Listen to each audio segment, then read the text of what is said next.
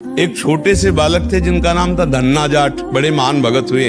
उनको परिवार की माँ ले गई कथा सुनाने, तो कथा में कह रहे थे बिना भगवान का भोग लगाए जो खाता है वो पाप खाता है। तो कथा का आखिरी दिन था, पंडित जी के पास गए, कहा कथा आपने सुनाया कि बिना भगवान का भोग लगाए नहीं खाना चाहिए, भगवान हमारे यहाँ तो भगवान है नहीं, तो आप भगवान दे दो। तो उन्होंने सोचा लड़का है, इसको ठाकुर जी तो दे नहीं सकते, तो भांग खाते थे, तो भांग का बट्टा ऊपर का, कहा ये भगवान है ले लो। ओ इतने खुशी हो, देखो विश्वास है क्या, भांग का बट्टा। घर में गए और बाजरे की रोटी, गरीब आदमी सामने रखा, पाओ प्रभु। वहाँ प्रभु कहाँ। एक दिन हो गया, दूसरा दिन हुआ, फिर वही बाजरा, तीसरा दिन हुआ, फिर वही बाजरे की रोटी। तब वो रो रो करके ऐसे भांग का बट्टा पकड़ा और कहने लगे प्रभु हमारे पास नहीं है कि हम तुम्हें खीर पूड़ी पुआ पवा सके। उसी समय श्री कृष्ण प्रकट हो गए और बाजरे की रोटी शुरू कर दी पाना। तो बोले देखो तुम कितने निर्दयी हो, 3 दिन से तो हमें भूख लगी है, हमारे घर में ज्यादा कुछ है नहीं, गरीब आदमी, पूरी रोटी तुम नहीं पाओगे, आधी हमें दो आधी तुम पाओ।